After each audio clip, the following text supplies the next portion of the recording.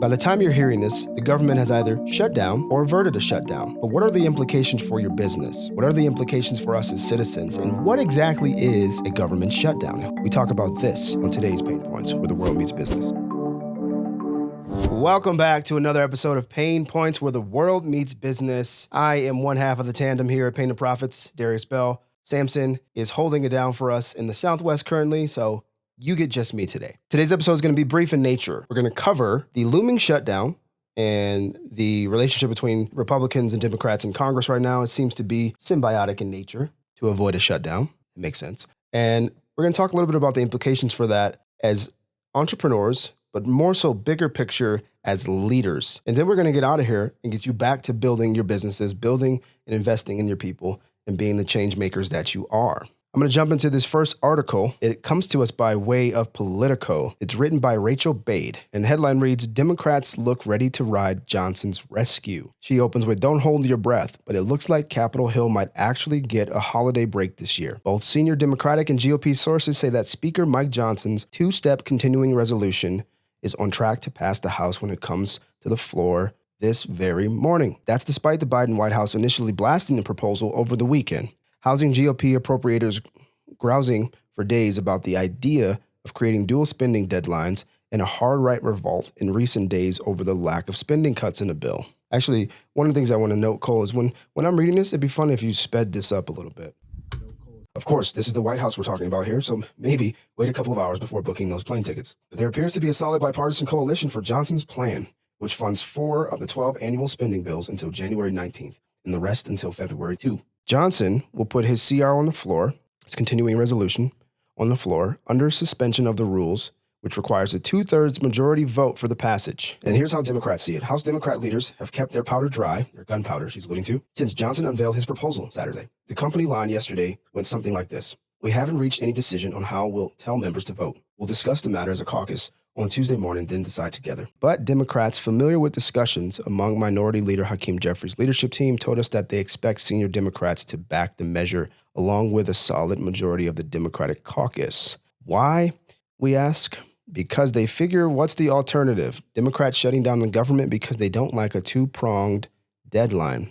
That is a very good rhetorical question to ask. Sure, there are some Democrats who are concerned about this plan. In a private leadership meeting last night, some expressed regret that the CR doesn't address the Women, Infants, and Children's Nutrition Plan, which feeds millions of vulnerable families and is running out of money. It's also just not how Washington typically handles business. 2 deadlines, one Democratic source vented to us, was stupid. But senior Democrats agree neither of those reasons are justification for flirting with a shutdown, and that would hurt federal workers and disrupt the fragile economy. And they certainly don't want to be blamed for such a fiasco, especially as we head to an election year. What's more, the spending levels are their own. The CR continues funding priorities that Democrats themselves enacted into law when they had majorities in Congress. That's a very important point. So if you're seeing criticism about budget cuts and spending and all these different things and any sort of accusations, what is being proposed by Johnson is actually keeping the guts from a financial standpoint that Democrats wanted when they had majority. And Democrats privately noted to us that the Senate hasn't introduced its own version of a CR, so House Democrats have nothing to point to as an alternative to support. So that means Republicans haven't come back and said, we're going to usurp what you had and flip it and do it our way. It's hard to say I can't vote for this because of the process. One senior Democrat said it could be worse. It doesn't have poison pill policy riders, and it does fund the government at levels Democrats support. I'm going to break here and just say this. So the main crux of this for you guys as entrepreneurs is this is happening more frequent. Continuing, to be sure, senior Democrats expect some progressives and appropriators to vote no. Certainly more than the single Democrat who opposed the September 30th CR, but it's pretty telling that last night, the Democrats we spoke to seemed to be more annoyed with top Democratic appropriator Rep. Rosa DeLauro, who is railing against the CR on process grounds, than Johnson himself. That's not a coherent reason to vote no on a bill. So how do Republicans see this? Back on September 30th, a majority of the Republicans, 126 of them, voted for then Speaker McCarthy's clean CR, and it still wasn't enough to save McCarthy's job. The hope among GOP leaders this time is that at least as many GOP members come along, and perhaps even a few more, since the two-step CR was originally a Freedom Caucus idea. Senior Republicans have been privately grateful for the relative silence from Jeffries and co. The whip count right now is a sliding scale, as one senior GOP aide put it. The more Dems that embrace the stopgap, the more Republicans that will drop their support. We feel relatively confident, but there's a lot of uncertainty, the aide said, expressing optimism that Johnson will deliver the GOP votes needed to pass his own measure. Still, there's no sugarcoating this for Johnson. This plan is going to disappoint many of his members and the base. It already has, and the optics aren't exactly great.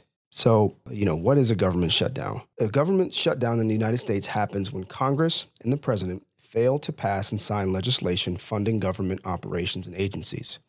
So in the middle of all of that you hear this side, that aide, this quote, that quote when I'm reading this article, just know this comes down to the ability of those in Congress and the president to come to a real agreement on how the United States will continue to fund the decisions that it's making on behalf of its people in the form of various different things, whether it be jobs, whether it be benefits, whether it be public assistance, various different things that fall under Congress's jurisdiction. So when they fail to pass and sign legislation funding government operations and agencies, this occurs when there's a disagreement over the budget or specific policies.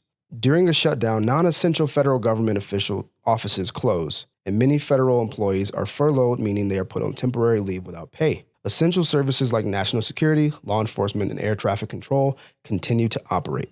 Who is exactly impacted by a government shutdown? That's something to talk about. So, because within all the language, these things can get lost. Is that we are talking about federal employees. We are talking about public services. We are talking about businesses and people who work with the government that no longer can get paid and pay their workers and so on and so forth. And we are also talking about the general public, people relying on services, benefits, transportation, so on and so forth. All these things are altered by a government shutdown. And so as an entrepreneur, moving away from the articles here and the information about the shutdown, I think one of the grave implications in watching this unfold, which is seemingly becoming more frequent, is leadership, fiscal responsibility, and the ability to delay gratification. As a nation, without getting all political despite us talking about a political thing, the real problem here is a group of people who are under the impression they are representing the desires and wishes of the people they are to serve, that are trying to do a bunch of things that they cannot afford to do. As an entrepreneur, you need to contemplate these kinds of decisions. Are you running your business in such a way where you are moving a certain direction, making certain decisions, bringing on a certain number of people, investing in this technology that ultimately might not make sense in the long run? Obviously, in the short term, you know if you can afford it or not, but you can work around that. But in the long run, is this going to come and bite me in the rear end in the end? And that's something I submit to you guys to see when you're hearing talks about government shutdown. Think leadership. Think leadership. Don't think party. Don't think bill. Don't think what happens in the shutdown.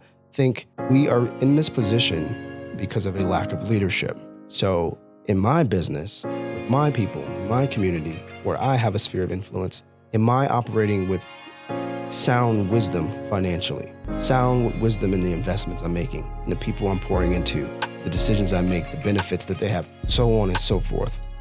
I think that's the mirror we hold up when we are covering an article like this.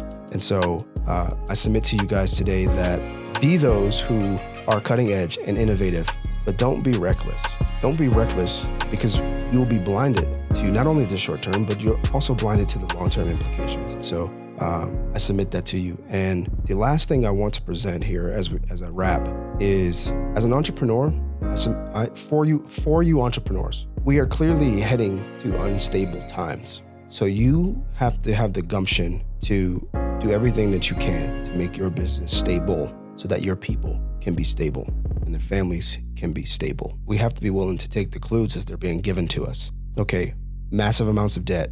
Another cycle just in the last couple of months where we're facing a shutdown. We'll have another one come February 2nd, according to the article. These are going to continue to happen because of a house that is divided, a house that is not being well led, that is not functioning the way that it's designed, cannot stand. Neither can a business. So I'll leave you with that today. Go out and do everything you can to avoid a business shutdown. With wisdom, though. Service, solving real problems in the marketplace. Take care.